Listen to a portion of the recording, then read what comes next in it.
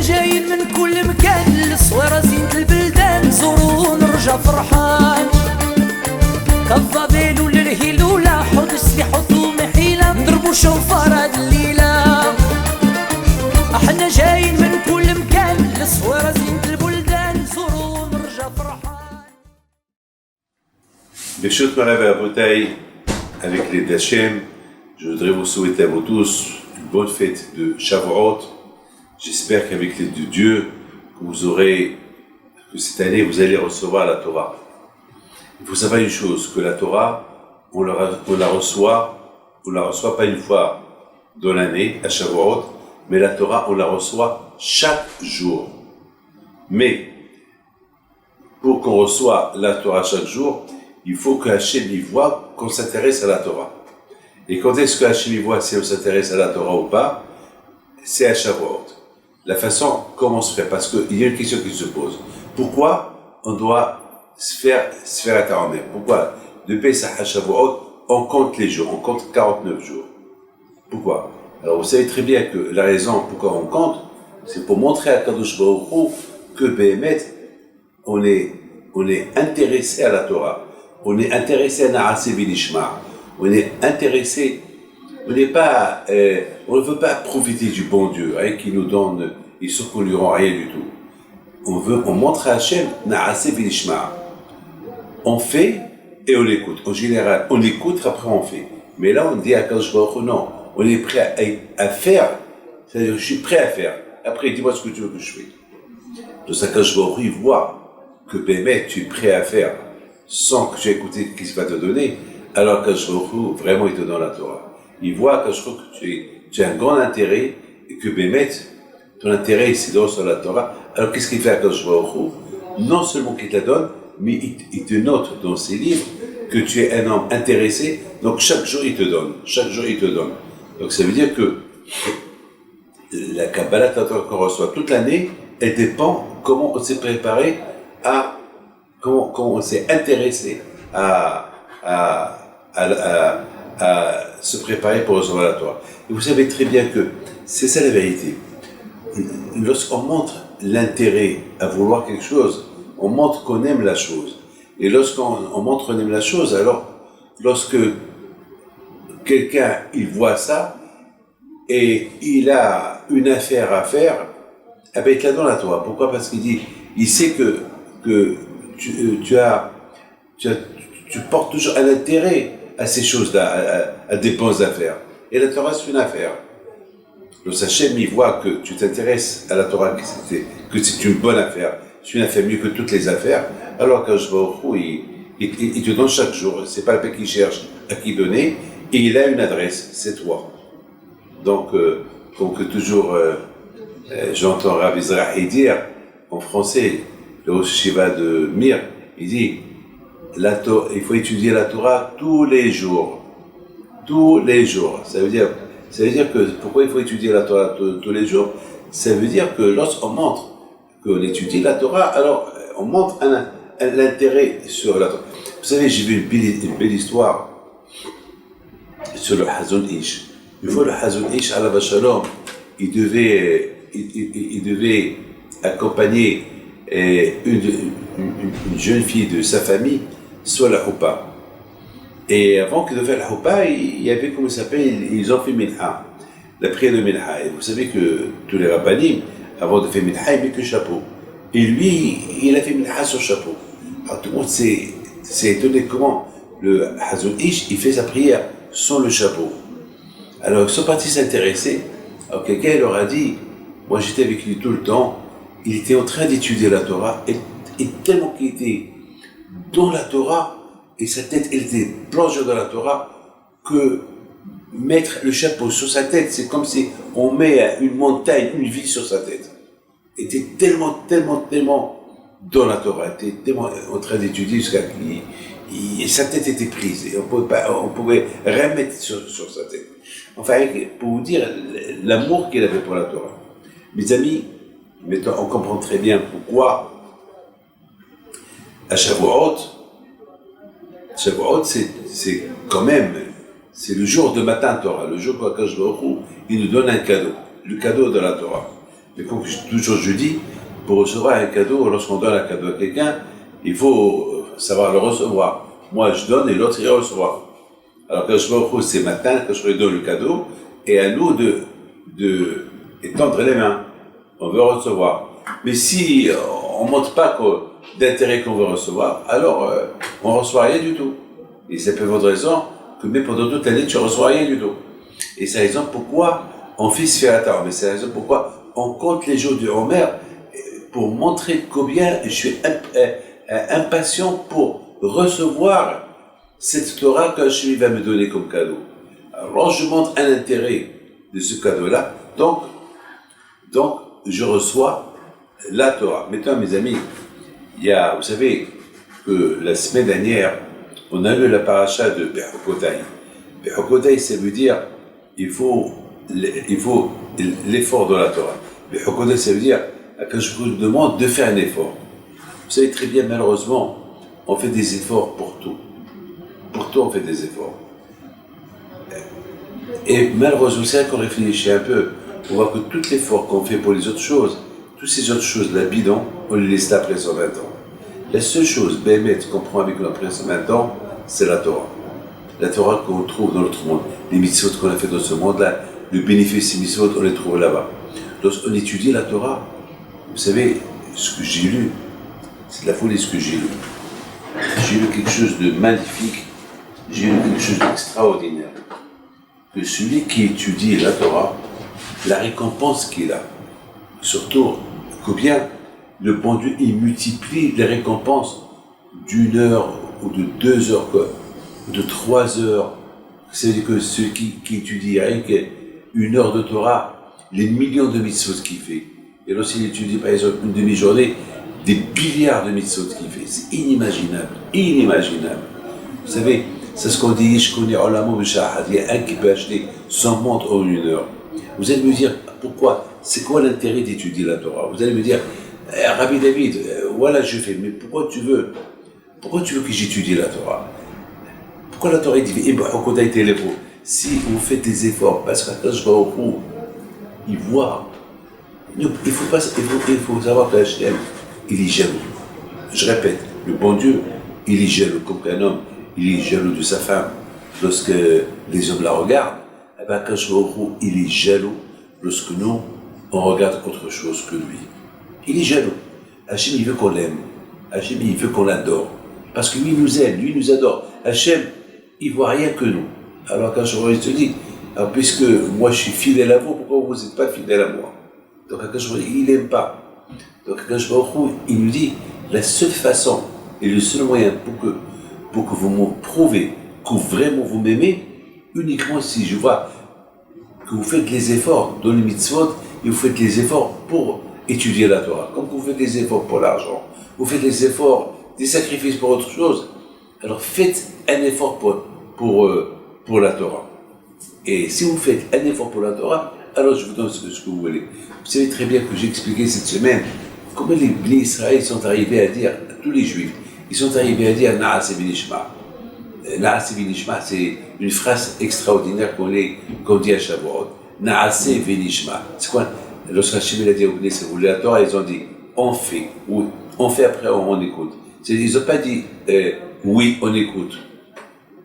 Ils ont dit on fait. Déjà, ils ont inventé le mot. Comment ils sont arrivés? Attends, il y avait des millions de Juifs. Même pas un qui a dit on écoute et on fait. Tout le monde a dit on fait, on écoute. Comment ils sont arrivés à tout le monde dire on fait et on écoute? Eh bien, mes amis, la raison, elle est comment on peut arriver, Bémet, à aimer la Torah, à écouter, à faire la Torah avant de l'écouter. Ça veut dire que je suis prêt à faire. Lorsque on fait des efforts, lorsqu'on montre que Hachem il voit qu'on fait des efforts pour étudier la Torah. Un homme qui fait des efforts pour étudier la Torah, celui-là, avant d'écouter, va faire. C'est pas le fait de dire, je te propose à faire quelque chose. Est-ce que tu veux? Alors, en général, il va me dire, j'écoute pour voir si j'accepte ou pas. Ils ont dit, on fait. Comment? Parce qu'ils ont aimé la Torah. Comment on arrive à aimer la Torah lorsqu'on fait des efforts pour la Torah? comment une maman, elle aime son fils? Je vous pose la question. Comment la maman, elle adore son bébé? C'est pas parce qu'il était dans son ventre. C'est parce qu'elle fait des efforts pour lui. Lorsqu'on fait un effort pour quelque chose, c'est qu'on aime la chose. Parce qu'elle se réveille la nuit, elle est là pour l'habiller. Même s'il se réveille 10 fois la nuit, elle est crevée, elle dort, elle va faire l'effort. Et cet effort-là qu'elle fait pour le bébé, c'est ça qui fait qu'elle va aimer le bébé. Parce qu'on ne va pas aimer le bébé fait si on ne fait pas d'effort pour lui, c'est impossible. Malheureusement, il y a beaucoup aujourd'hui, c'est à la mode, il y a beaucoup des femmes qui vont, du tout, ils ne s'occupent pas de leur enfant. C'est les nounous, c'est d'autres qui s'occupent, c'est les bonnes. Alors, ils aiment leur enfant, mais pas l'amour sincère, l'amour sincère qu'on peut donner à un enfant, c'est lorsqu'on s'occupe de lui du matin au soir. L'enfant aussi, il te aura la monnaie, il va t'aimer. Beaucoup de fois, on voit, c'est pas que je vous le dis, beaucoup de fois, on voit, il y a beaucoup des enfants qui n'aiment pas trop leurs parents. Ils aiment leurs parents. Pourquoi? Parce que jamais les parents, ils sont occupés d'eux. Alors, eux aussi, ils n'ont pas d'intérêt. Moi, par exemple, mon père, je l'adore. Parce que toujours mon père s'est occupé de moi. Ma mère, je l'adore. Il s'est toujours occupé de moi. Regardez mes enfants. Moi et ma femme, on s'occupe d'eux. Même jusqu'à maintenant, ils sont mariés, ils ont des enfants, on est derrière eux. Alors, il ne peut pas nous abandonner. Eux aussi, ils nous rendent la monnaie, ils nous aiment. Parce qu'on leur montre qu'on les aime. C'est pas simplement on les aime. C'est ça la bataille. Mes amis, vous savez que j'ai lu dans un livre qui dit ça, le Gemara qui dit ça, que à l'époque de Beth Amikdash, tous les sacrifices de toutes les fêtes qu'on faisait au Beth Amikdash, on apportait un sacrifice du pardon, Korban Hatat. Du sacrifice du pardon. Mais ce qui est incroyable, c'est que ça s'est rapporté dans la Gemara Yerushalmi, de Rosh Hashanah, Rabbi Shachshia B'Shem Rab Idi, B'chol HaKorbanot Ktiv Het, B'Atzeret et Ktiv Het. De toutes les korbanot, de toutes les fêtes, c'est écrit là-bas qu'on apporte un sacrifice pour pardonner la faute. Mais à Shavuot, il n'y a pas. Alors, la question se pose, quelle est la raison? Que de toutes les fêtes, on apporte Se'ezim, Hatat, on apporte un korban pour faire le pardon, et pas Hag Shavuot. Et c'est écrit dans le Yerushalmi, parce que le fait que les Juifs, ils ont accepté sur eux le joug de la Torah, comme s'ils n'ont jamais fauté dans leur vie. C'est la folie, ça. C'est de la folie, ça. C'est de la folie, ça. C'est de la folie. C'est de la folie. Que lorsque un homme, il accepte sur lui le joug de la Torah, alors cette Torah-là, elle accompagne partout. Et même le jour du jugement, la Torah, elle accompagne, elle proclame, elle dit, ce monsieur n'a jamais la fauté. C'est la folie, ça. Mais ça, uniquement quelqu'un qui aime la Torah. Et pour aimer la Torah, il faut faire des efforts. Il ne faut pas se poser de questions. C'est quoi, pourquoi? Moi, j'ai toujours dit, pourquoi, c'est quoi l'intérêt de l'étude de la Torah? Je dis, par exemple, je suis malade. Je vais chez le médecin, je dis, par exemple, voilà, j'ai mal à la tête. Il me donne une aspirine. Je vois l'aspirine, je dis, médecin, mais c'est quoi ça? Il me dit, ça va t'enlever le mot de tête. Mais je lui demande, mais attends, mais c'est quoi ça? C'est un cachet, c'est une tablette.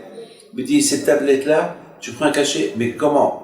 Il va me dire, c'est pas que je t'explique, je vais pas te dire avec quoi ce cachet il est fait et pourquoi il fait l'effet. Écoute, si tu veux guérir vite, allez, prends-le, tais-toi. Si tu veux que je t'explique, ça va prendre 2 ans pour t'expliquer et entre-temps tu vas crever. Alors attends, mes amis, la Torah elle s'appelle médicament. Si on veut être des gens bien, ne pas voler, ne pas tuer, respecter les autres, etc., étudier la Torah. Mais c'est quoi le secret? C'est comme le cachet. Tu étudies la Torah, tu vas voir, la Torah, elle va t'ouvrir les portes. C'est tout.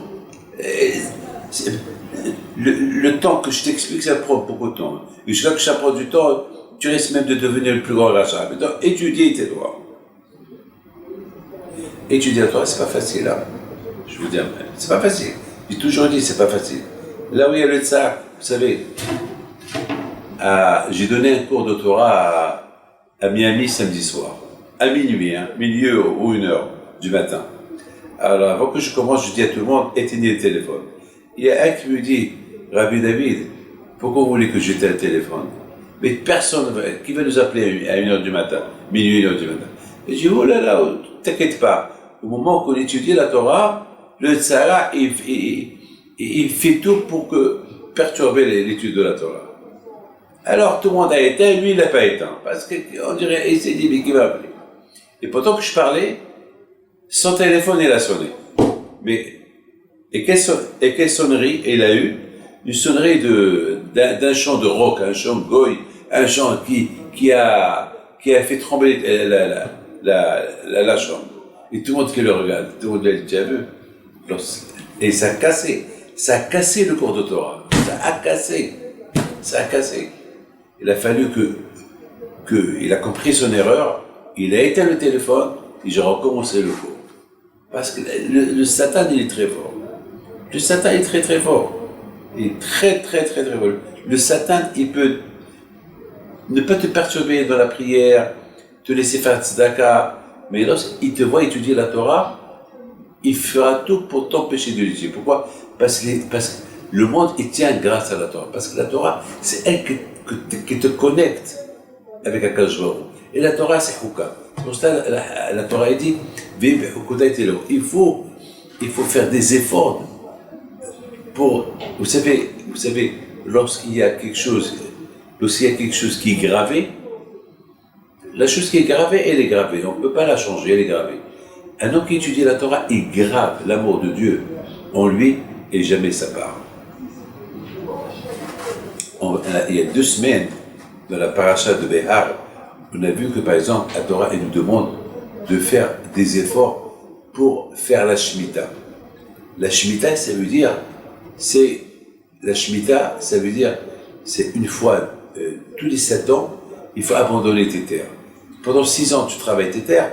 La 7e année, tu dois abandonner tes terres. Le chiffre, la Frida, il pose une question. Il dit, pourquoi le chiffre 7? Pourquoi la 7e? Quelle est la raison? Pourquoi pas la 8e année? Tu abandonnes ta terre. Pourquoi la 7e? On a vu que, je pense, qu'on a vu dans la Torah, le chiffre 7, il est aimé chez le bon Dieu. Le chiffre 7. On voit que le Shabbat, c'est le 7e jour. On voit que lorsqu'on compte le Homer, on compte 49 jours qui sont 7 semaines. On voit la Shemitah, on fait travailler la terre 6 ans et la 7e année, on la rend Shabbat, on ne travaille pas la terre. On voit par exemple la Brit Mila, après 7 jours, le 8e jour, on fait la Brit Mila. On voit aussi par exemple toujours le chiffre 7, il est toujours là. On va la fête de Pessah, il y a 7 jours. Sukkot, il y a 7 jours. On voit toujours le chiffre 7, il est là. La femme, elle respecte Nida, et compte son calcul pour être pure pour son mari. Après 7 jours, elle va au mikvé. On voit le chiffre 7, il est toujours là. Quelle est la raison pour que le chiffre 7, il est là? Eh bien, Rabotai, j'ai pensé comme ça.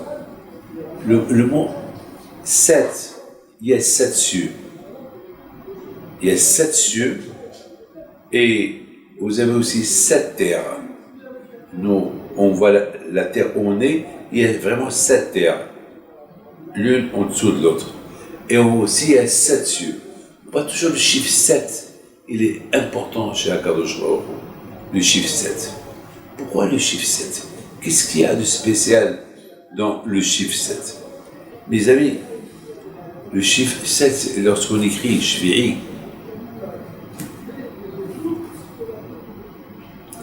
dans le mot Shvi'i, il y a, si je prends le Shin et le Yud de Shvi'i, c'est Shai. Shai, c'est le cadeau. C'est le cadeau.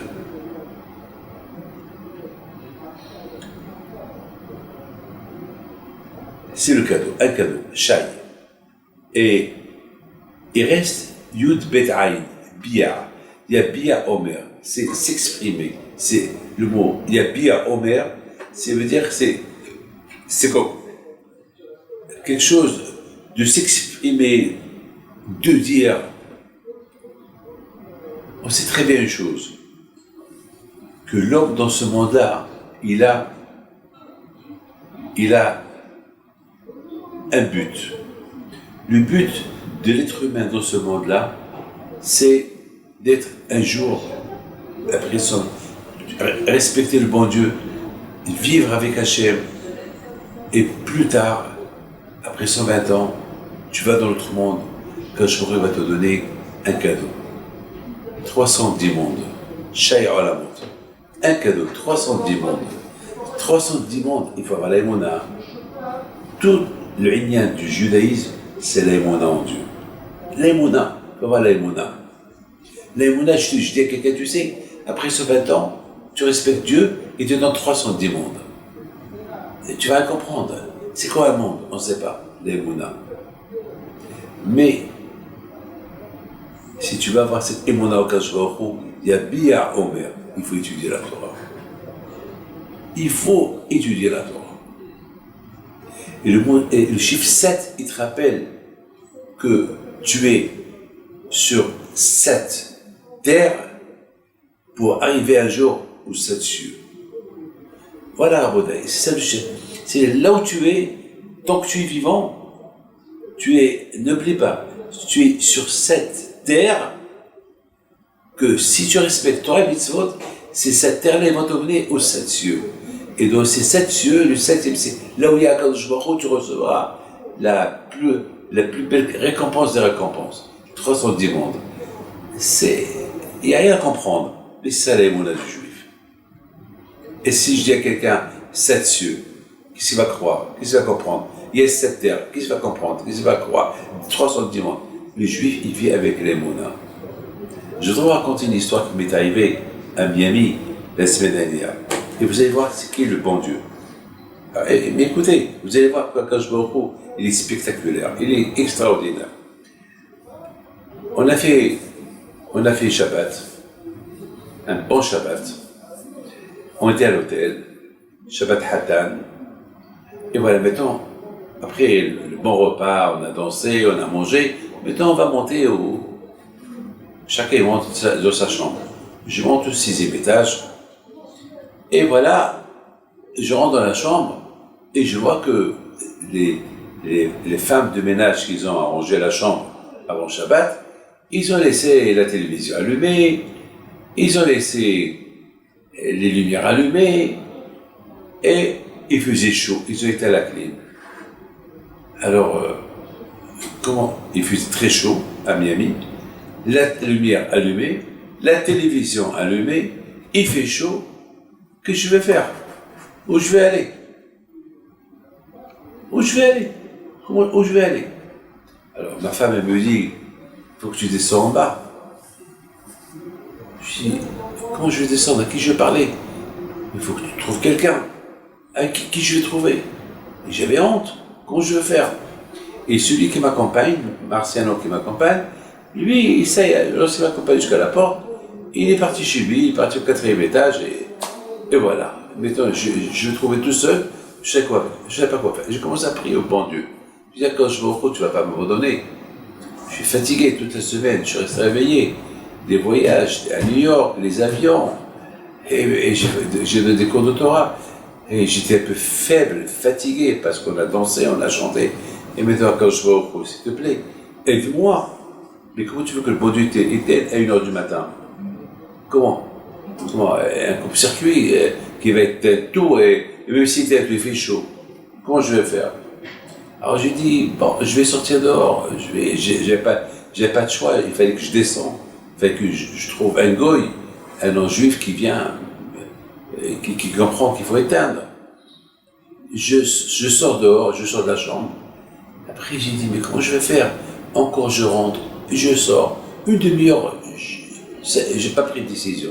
Et chaque fois, ma femme me dit, David, tu n'as pas le choix, moi je ne peux pas aller, je suis une femme, mais Tu es le seul. Bon, j'ai dit Hachem, tu ne vas pas m'abandonner. Moi, je ne veux pas descendre en bas. J'ai pas de courage, j'ai pas de force. Et je ne peux pas. Attends, il faut que je me repose quelques heures. Pour le Shabbat. Il faut que tu m'aides. Il faut que je sorte maintenant.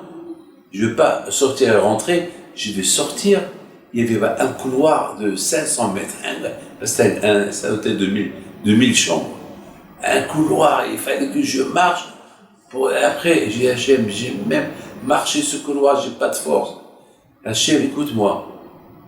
Je vais sortir de la chambre, je vais marcher quelques mètres dans le couloir, il faut que je trouve quelqu'un que lui-même propose qu'est-ce que je fais et que lui-même va me dire est-ce que tu as la preuve de ta chambre et je vais t'aider.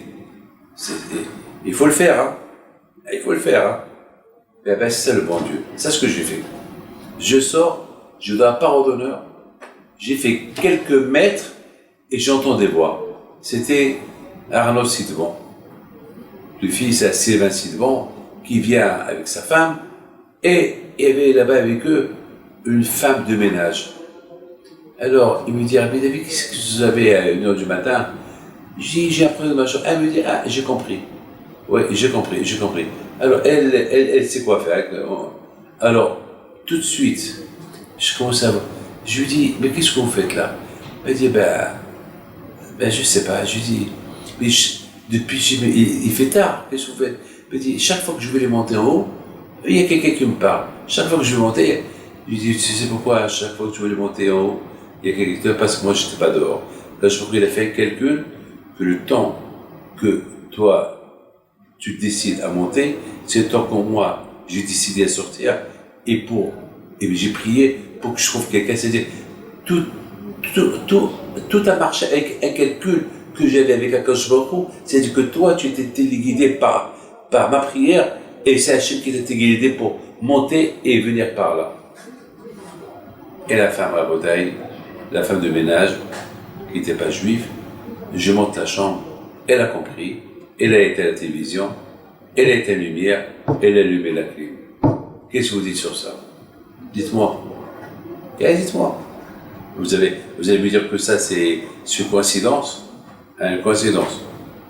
Que la première fois, je suis sorti, je suis rentré, deuxième fois, je sors et je rentre, troisième fois, je vois que la quatrième fois, j'ai fait un deal avec le bon Dieu et il m'envoie quelqu'un, une femme, qu'elle a compris ce que je veux. Hein. Vous me dites que c'est une coïncidence tout ça? Pour aimer Hachem, c'est pareil, dire je t'adore, je t'aime, prouve-lui que tu l'aimes, parle. Des faits, des actions, bang, je t'aime, tout le monde l'aime. Tout le monde l'aime. Mes amis, c'est ça la bataille. La Torah dit qu'il est à Aretz Kigrev et Toshavim Atem Madi. Dans la paracha, c'est écrit, dans la paracha Behar Bechokotai, c'est écrit que Akadosh Baruch Hu te dit qu'il est Kol Haaretz. La terre m'appartient. La terre, elle m'appartient. Ouais. Ça, il faut être. Et nous, on n'est que des invités dans cette terre-là. Alors, vous savez, mes amis, un invité, il apporte toujours un cadeau. Lorsqu'il est invité chez quelqu'un, il apporte un cadeau. Un invité, il se comporte dans la maison chez qui il se trouve comme un invité. Il ne va pas ouvrir les armoires, il va pas. Et tout ce qu'il fait, il demande la permission. Et bien, dans ce monde-là, on est les invités du bon Dieu. Qu'il est à Haaretz, la terre appartient à Akadosh Baruch Hu. Il nous rien qu'on les habitants, on est des guéris, on est des habités ici. On n'est que des touristes ici. Là, on doit bien se comporter. On doit bien se comporter avec le bon Dieu. Et pour ça, ça demande une effort. Pourquoi? Parce qu'on s'habitue. Malheureusement, il y a ce qu'on appelle on s'habitue. On s'habitue. On s'habitue de ce monde-là, parce qu'on croit que le monde est à nous. Et ça raison à bouteille que dans la Shemitah, lorsqu'on ne travaille pas la terre, la 7e année, elle s'appelle Shabbat Lashem. Cette année-là, il s'appelle Shabbat. Mais en général, on sait très bien que Shabbat, on n'a pas le droit de travailler. on touche rien du tout. Mais le Shabbat de la Shemitah, tu peux travailler, tu peux faire ce que tu veux, tu prends la voiture, mais ta terre, tu n'as pas le droit de travailler. Ta terre à toi, c'est Shabbat chez elle. Elle reste. C'est la folie ce que je suis en train de vous dire. Un être humain, il est venu, écoutez bien ce que je vais vous dire. D'où l'être humain, il est venu? De la terre. On est venu de la terre, on retourne à la terre.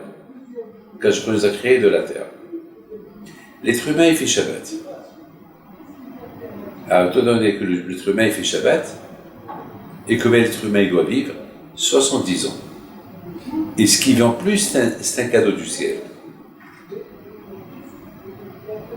Alors, on te dit que, David, comme que toi, quand je t'a donné 70 ans de vivre, et le plus qui va te donner jusqu'à 120 ans, c'est un cadeau du ciel, alors même la terre d'où tu es venu et d'où tu vas retourner, elle aussi, elle doit faire son Shabbat, le 7e. Nous, on fait Shabbat le 7e jour, elle fait son Shabbat la 7e année. Shabbat l'Hachem. La terre elle-même, elle fait Shabbat. L'homme, tu viens de la terre, tu fais Shabbat, la terre aussi, elle fait Shabbat. C'est-à-dire que chaque fois que je marche sur la terre, je sais, la terre me rappelle quelque chose. Elle me rappelle le laps de temps que je vais vivre. 70 ans. Et s'il y a un plus, donc, parce que la terre aussi, elle fait son Shabbat, 7e année. Mais beaucoup des fois, la terre, on la travaille pas 7, 8, 9 ans. Beaucoup des fois, parce qu'il y a par exemple, il y a la terre, l'année de la Shemitah, il y a certaines terres que l'année de la Shemitah, il va donner des fruits ou des légumes ou n'importe quoi à la fin de l'année. Donc ça veut dire que à partir du moment que ça pousse, il faut compter 1 an. Donc ça veut dire que parfois la terre, on ne peut pas la travailler 7 ans, 8 ans, 9 ans. C'est la folie ça. La terre, elle fait son Shabbat comme que toi tu fais ton Shabbat. Et c'est l'exemple qu'on dit pour pouvoir vraiment faire Torah Mitzvot uniquement si on s'acharne dans la Torah. Que le bon Dieu vous protège et vous donne à vous tous bracha v'tzlaha et bonne fête de Shavuot et que Hachem vous donne tout ce que vous désirez à Mikeret.